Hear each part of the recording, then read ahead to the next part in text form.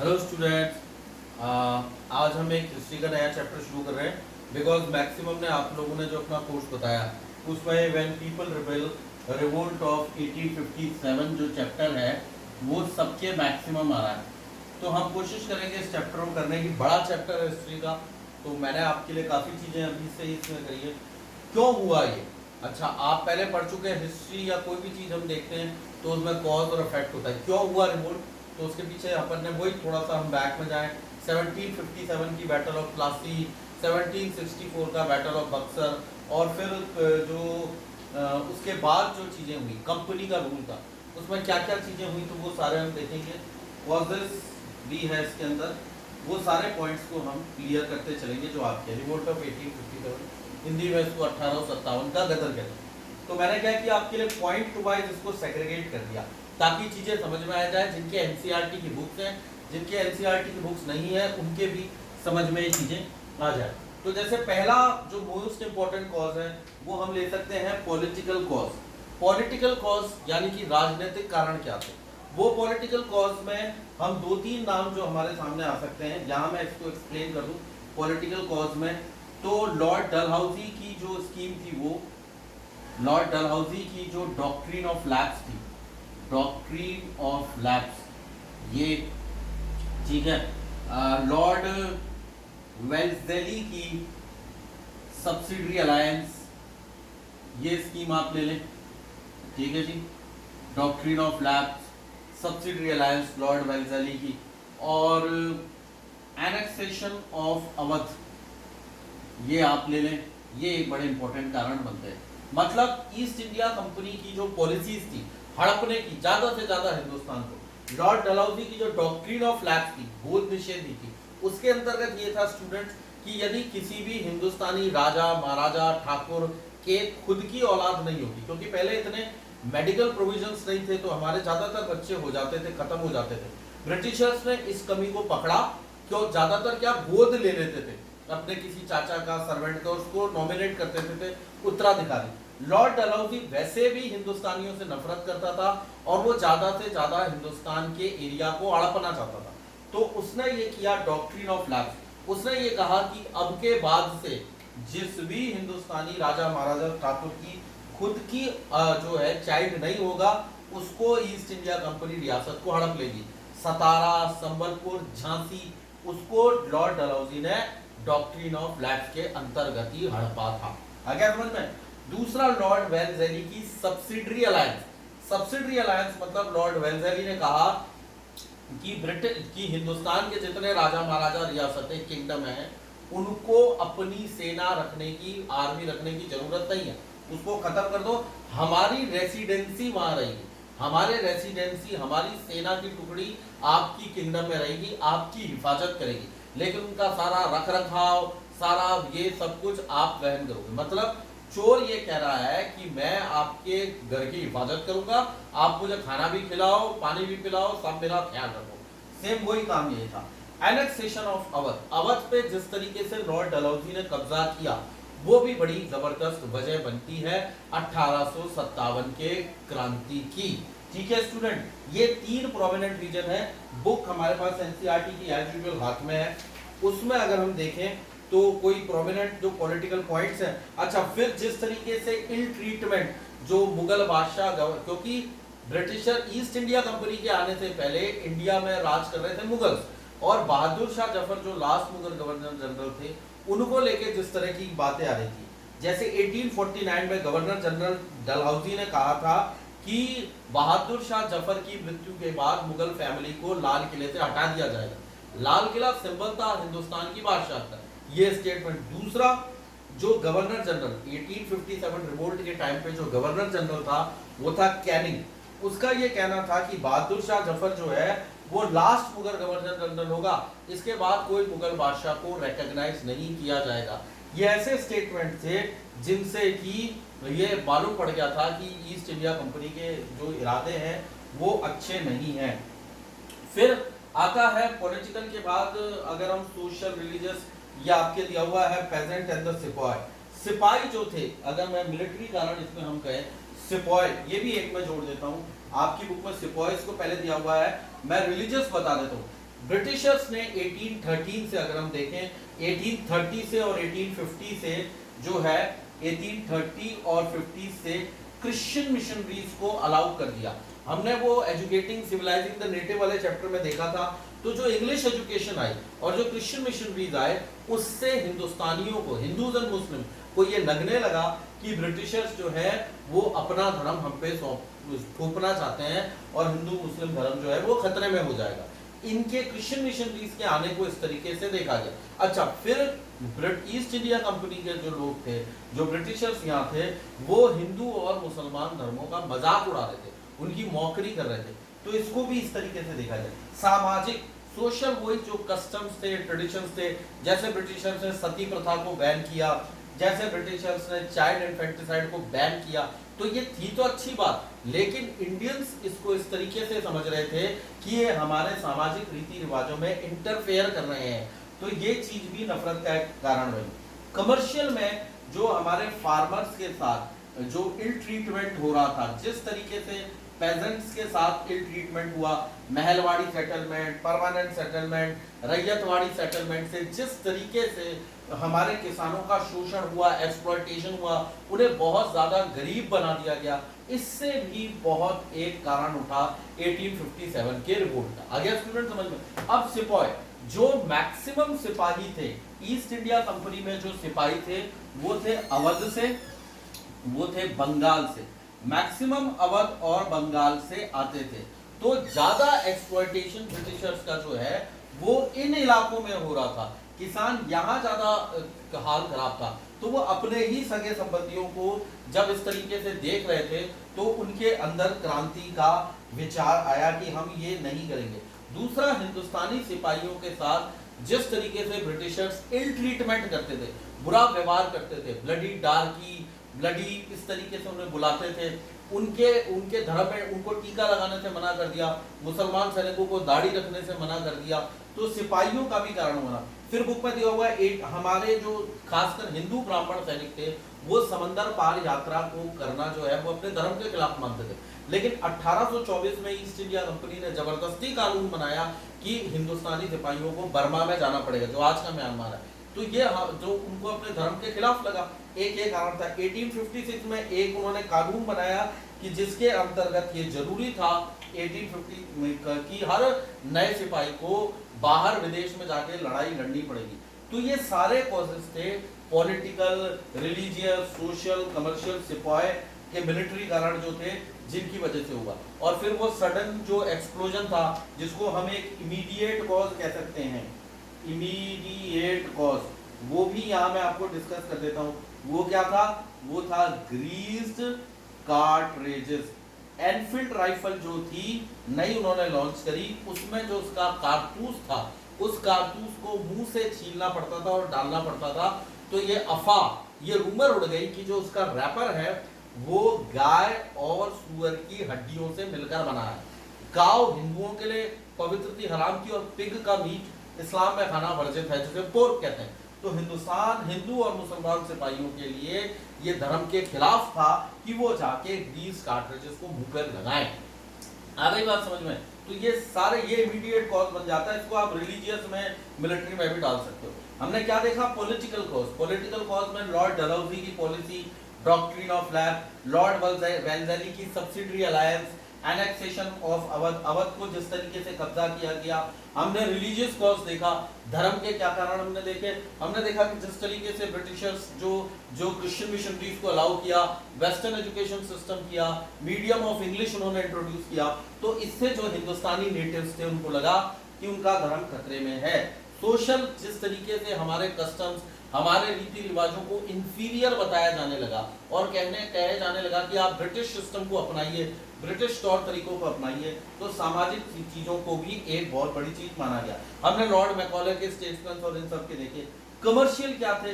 Farmer, pageants, इनका जिस तरीके से एक्सप्लॉयटेशन हुआ, Mahalwari, ryotwari, permanent settlement system से लगान की रेट्स बहुत ज्यादा हाई थी। तो ये एक बहुत बड़ा कारण था कि जो हमारा रूरल था वो बिल्कुल तबाह बर्बाद हो गया। फिर हमने पॉलिटिकल में ये भी देख सकते हैं कि जो हमारे नवाब, बादशाह जो कुछ थे, उनका जिस तरीके से इल ट्रीटमेंट अंग्रेज कर रहे थे, वो भी एक कारण बना। हमने मिलिट्री देखा बड़ा इंपॉर्टेंट कि किस तरीके से जो हमारे सिपाही थे, जो बंगाल और बिहार से सबसे ज्यादा रिक्रूट होते थे, ब्रिटिश ईस्ट इंडिया कंपनी की फौज का नाम भी रॉयल बंगाल इन्फेंट्री था। तो जिस तरीके से उनका ट्रीटमेंट होता था, उनको समंदर पार काम करने के लिए बोला गया, ये एक बहुत बड़ा कारण बना। और फिर इमीडिएट कॉस्ट तो मैंने आपको बता ही दिया, जो कारतूस थे, मतलब एक अब ज्वालामुखी था, उसको एक चिंगारी चाहिए थी। वो चिंगारी, जैसे आप भी दिवाली आ रहा है, अनार या किसी में एक अपन फूलझड़ी लगा देते ना, या कोई लड़ी में तुरंत चिंगारी, तो वो जो तुरंत चिंगारी थी वो ग्रीस कार्ट्रिजेस के थ्रू आ गई।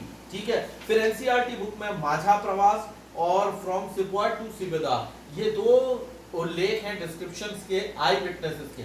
माझा प्रवास, दो चित्तब्राह्मण ब्राह्मण थे, वो मथुरा जा रहे थे बहुत बड़े हवन यज्ञ में भाग लेने, तो वो पैदल यात्रा में निकले। उस टाइम तो कोई ट्रेन प्लेन थे नहीं, तो रास्ते में उनको बागी सिपाही मिले। उन्होंने उनको बताया कि तुम मत जाओ, बड़ी जबरदस्त ये है, रिवोल्ट होने वाला है। तो उनकी आंखों देखा हाल माझा प्रवास करके एक जो है उसमें बताया गया है। दूसरा, एक सूबेदार सीताराम पांडे थे, जो बंगाल, जो रॉयल बंगाल इन्फेंट्री में थे, जो सिपाही थे, उन्होंने अपनी आंखों से जो देखा उसका वर्णन उन्होंने अपना लिखा है। नॉरगेट ने इसको इंग्लिश में किया, जो उनके कमांडिंग ऑफिसर थे, फ्रॉम सिपवाड टू सीबेदार। तो ये दो वर्णन है जिसको हम देख सकते हैं। ठीक है स्टूडेंट, ये दो हमारे सामने, माझा प्रवास और फ्रॉम, उनको आप रीड आउट कर लीजिएगा, पैच आउट, उसमें बताया गया उस टाइम पे जो चीजें हो रही थी।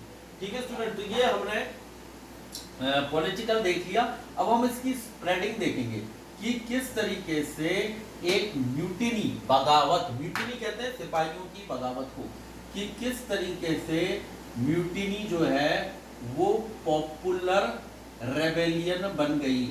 जब भी सिपाही विद्रोह करते हैं, जब भी सिपाही विद्रोह करते हैं तो उसको म्यूटिनी कहा जाता है, बगावत। और शुरुआत में ये सिपाहियों ने ही विद्रोह किया, लेकिन किस तरीके से ये एक पॉपुलर रेबेलियन बन गया उसको हम देखते हैं, वो हमारे सामने अभी आएगा। क्या है वो हम देखते हैं कि ये मई 1857 में, फ्रॉम 29 मार्च 1857, 29 मार्च 1857 में बैरकपुर, मेरठ के आसपास का इलाका, वहां पर छावनी में मंगल पांडे नाम का एक ब्राह्मण सैनिक था। वो बंगाल नाइट, उसने मना कर दिया कि मैं ये नहीं, क्योंकि अंग्रेजों ने कहा इन राइफल्स को यूज में लो, तो उसने कहा मैं इस राइफल को यूज में नहीं लूंगा। उसने बगावत कर दी, उसे फांसी पे चढ़ा दिया गया। चंद दिनों बाद ही, कुछ टाइम बाद ही, 9 मई 1857, 9-10 मई 1857 को, 9-10 मई 1857 को रिवोल्ट मेरठ पहुंच गया। मेरठ में जो इन्फेंट्री थी, मेरठ उत्तर प्रदेश में है, मेरठ की जो इन्फेंट्री थी, जो वहां सैनिक टुकड़ी थी, उसने बगावत कर दी, उसने वहां हाथापाई कर दी, गोलियां चला दी और वो बगावत पे आ गए। तो जो 29 मार्च को, 29 मार्च को मंगल पांडे ने रिवोल्ट किया। अप्रैल में, पूरे अप्रैल कुछ नहीं हुआ, लेकिन सुगबुगाहट होती रही। और फिर ये 9 से 10 मई को हुआ। 10 मई को वो बागी जो थे, जिन्होंने मेरठ में खून खराबा कर दिया, हथियार छीन लिए, कौन थे? ये ब्रिटिश के ही सिपाही थे। वो दिल्ली आ गए और दिल्ली में आके उन्होंने लाल किले में कब्जा कर लिया और लास्ट मुगल एम्परर बहादुर शाह जफर को प्रोक्लेम कर दिया कि बहादुर शाह जफर जो हैं वो हमारे जो है नए, जो बहादुर शाह जफर हैं वो हमारे बादशाह होंगे। तो मैं इसकी वापस आपको बता देता हूँ। 29 मार्च 1857 को, 29 मार्च 1857 को बैरकपुर में मंगल पांडे ने सबसे पहले बंदूक उठाई कि मैं ये नए कारतूस नहीं उठाऊंगा, मैं नहीं चलाऊंगा, और उसने बगावत कर दी। और ये जो है उन्होंने, अंग्रेजों ने उसको सूली पे चटका दिया, फांसी पे लटका दिया। और उसके जस्ट बाद ये रिवोल्ट जो है 9 से 10 मई, 8 मई से इसकी हम शुरुआत कह सकते हैं, ये मेरठ में शुरू हुआ। मेरठ में सैनिकों ने बगावत की। 10 मई की रातों रात मेरठ से दिल्ली वो घोड़े से आए और उन्होंने रेड फोर्ट, लाल किले पे कब्जा किया। सुबह सुबह दिल्ली में हलचल हुई, बगावत हुई, अंग्रेजों को मारने लगे। और उन्होंने जो लास्ट मुगल एम्परर, बूढ़ा 80 साल का मुगल बादशाह, उसको प्रोक्लेम कर दिया कि आप हमारे बादशाह हो। हम उनको एक नेशनल लीडर बनाता था और उन्होंने बहादुर शाह जफर को एक नेशनल लीडर के रूप में प्रोक्लेम कर दिया। इस तरीके से ऑफिशियली अगर हम देखें तो मई 1857 से ये रेबेलियन शुरू हुआ और सिपाही कहने लगे कि फिरंगी राज को खत्म करना है। फिरंगी फारसी शब्द है, पर्शियन शब्द है, जो फॉरेनर्स के लिए, व्हाइट पीपल के लिए कहा जाता है। तो ब्रिटिशर्स को हमारे यहाँ भी फिरंगी कहते थे। फिर ये रिवोल्ट किस तरीके से फैला, अलग अलग लीडर जुड़ते रहे, हम देखते हैं। फिर ये बहादुर शाह जफर, तो एक बहादुर शाह जफर को नेशनल एम्परर बना के दिल्ली का मेन लीडर और सारे लीडर हमने कर दिए। फिर इसमें जुड़ गए कुंवर सिंह।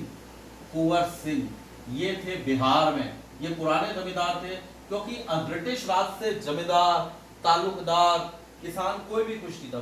कुंवर सिंह बिहार में थे।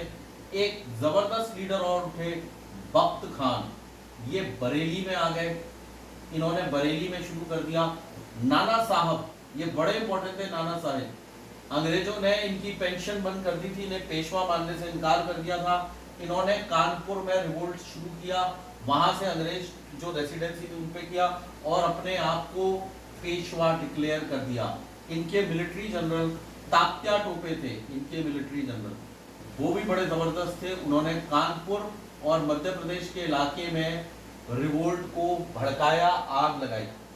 झांसी की रानी, रानी लक्ष्मीबाई, रानी लक्ष्मीबाई, इन्होंने कहा किया झांसी में, डॉक्ट्रिन ऑफ लैप्स, ये यहाँ इन्होंने बगावत शुरू कर दी, ठीक है।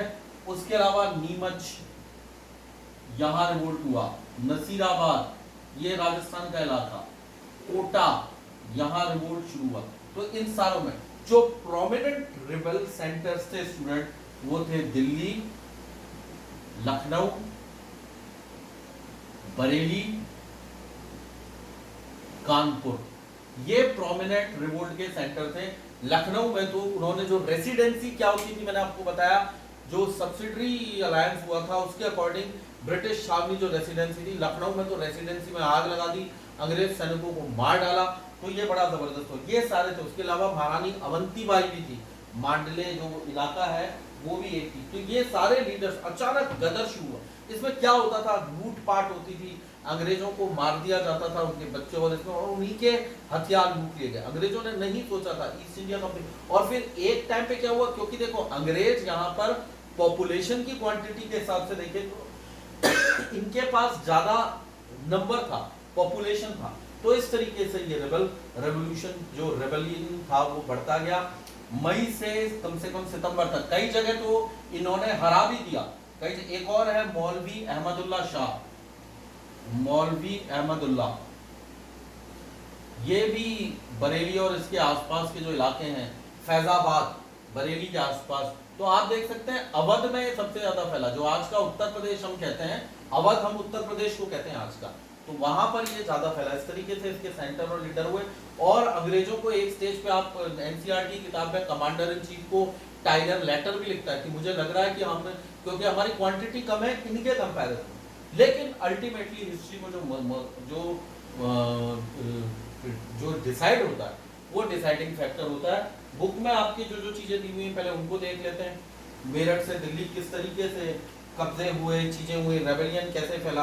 अच्छा, लखनऊ में जो अवध के नवाब थे वाजिद अली शाह, उन्हें हटा दिया गया, तो उनके जो बेटे थे बिजरीस कद्र, उन्होंने अपने आप को प्रोक्लेम कर लिया। तो हर जगह आप देखेंगे अपने अपने सेल्फ पे उन्होंने अपने आप को प्रोक्लेम कर लिया, और इस तरीके से जो है वो रेबेलियन फैलने लगा। अहमदुल्ला शाह एक मौलवी थे, बख्त खान बरेली में थे, कुंवर सिंह, ये सारे जो थे लीडर्स अपने अपने हिसाब से फैलने लगे, गदर होने लगा। ठीक है जी, सबके अपने वो चीजें थी। तो अब हम पढ़ेंगे जो हमारा नेक्स्ट होगा, कंपनी ने, आप एक इसके बावजूद ये रिवोल्ट जो गदर था ये सक्सेसफुल क्यों नहीं हुआ, ठीक है ना। तो हम यहाँ अब करते हैं कंपनी ने किस तरीके से रिस्पॉन्स दिया और क्या हुआ रिजल्ट। अगर हम देखें, कंपनी फाइट्स बैक, एनसीईआरटी में जो वर्ड है वो है कंपनी फाइट्स बैक। तो क्या किया कंपनी ने, ईस्ट इंडिया कंपनी ने, उन्होंने सबसे पहले डिसिप्लिन, एक तो ईस्ट इंडिया कंपनी के पास डिसिप्लिन फोर्स थी, जिसके पास वेपन्स थे, ठीक है ना। दूसरा, ज्यादा राजा महाराजा जैसे पटियाला, ठीक है, नभ, जालंधर, सिंधिया ग्वालियर के, इन्होंने ईस्ट इंडिया कंपनी का साथ दिया। मैक्सिमम जमींदारों ने, कुछ जमींदारों ने, इन सब ने ईस्ट इंडिया कंपनी का साथ दिया, लॉर्ड कैनिंग का साथ दिया। तो एक ऑर्गेनाइज तरीके में जो ईस्ट इंडिया कंपनी की फोर्स थी वो ऑर्गेनाइज थी, सबके प्रॉपर, सबको अपने काम पता थे, ये आपस में कोई भी लिंक नहीं थे, कोई कहीं से गदर कर रहा था। अच्छा, इनके पास हथियार थोड़ी थे, वो हथियार इनके लूट के वो कर रहे थे।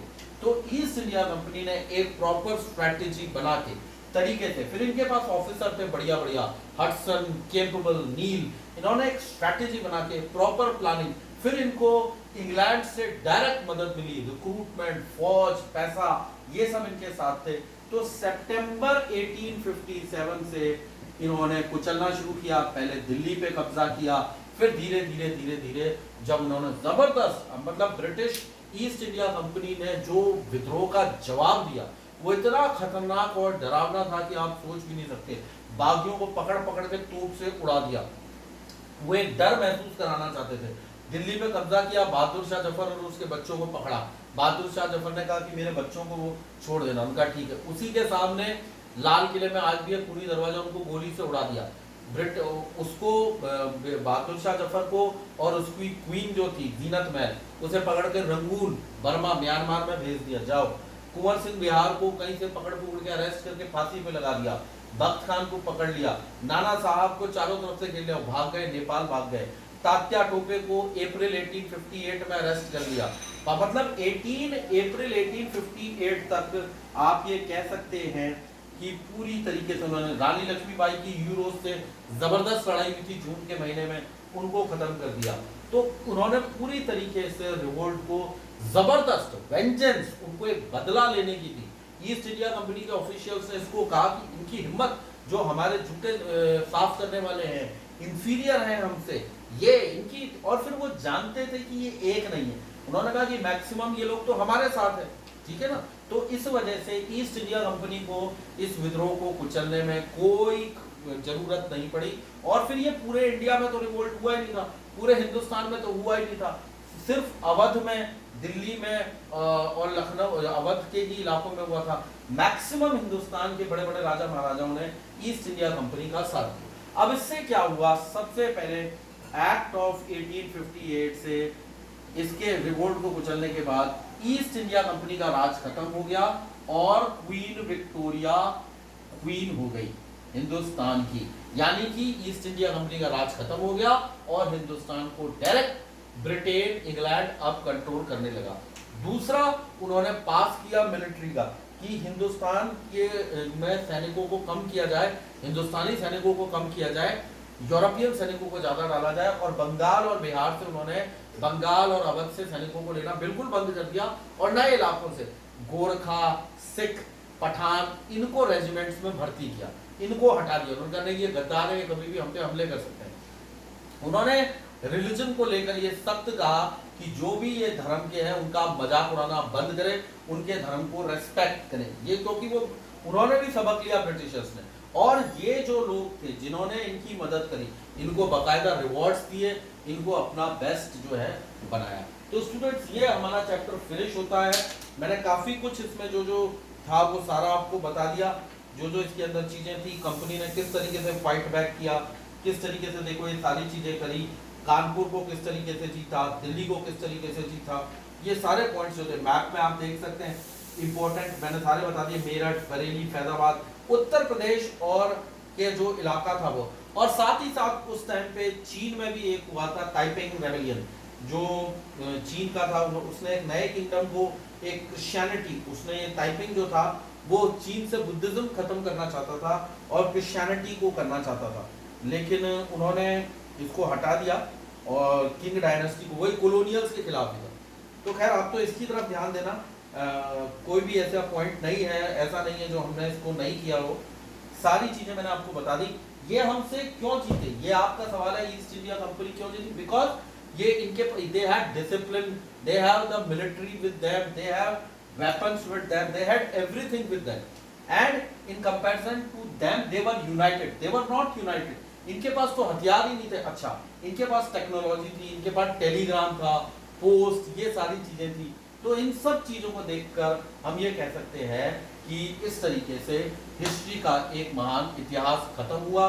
रिवोल्ट ऑफ 1857 का नतीजा सबसे बड़ा ये हुआ कि ईस्ट इंडिया कंपनी का राज हिंदुस्तान से खत्म हुआ और क्वीन विक्टोरिया डायरेक्ट हम ब्रिटेन के अंतर्गत आ गए। ठीक है स्टूडेंट, बड़ा इंटरेस्टिंग चैप्टर था, आप रीड कर लीजिएगा, कोई भी प्रॉब्लम कुछ हो आप डिस्कस कर सकते हैं। अब नेक्स्ट जो होगा वो, क्योंकि मेजॉरिटी में मैंने देख लिया, हम जो है अंडरस्टैंडिंग लॉज और जुडिशरी चैप्टर को ले लेंगे। रिवोल्ट ऑफ 1857 मैक्सिमम क्या आ रहा था, तो हमने इसको कवर करा दिया। इसमें ध्यान रखने के हैं सेंटर, लीडर्स, कौन कौन लीडर कहाँ थे, मैंने सारे आपको बता दिए। मैप जो प्रोमिनेंट एरियाज है वो बता दिए। माझा प्रवास, दो बंगाली, दो ब्राह्मण थे, चित्पावन, महाराष्ट्र के ब्राह्मण, उन्हें पता चला हवन हो रहा है, यज्ञ हो रहा है, तो मथुरा वो जा रहे थे, तो उन्हें रास्ते में किस तरीके से भागे सिपाहियों ने बताया। ठीक है, फ्रॉम सिपाही टू सूबेदार, सीताराम पांडे जो शामिल थे, उन्होंने अपनी आंखों देखा हाल बताया। ओके स्टूडेंट, एक बार रीड कर लीजिएगा, बहुत इंटरेस्टिंग और इम्पोर्टेंट चैप्टर। Take care.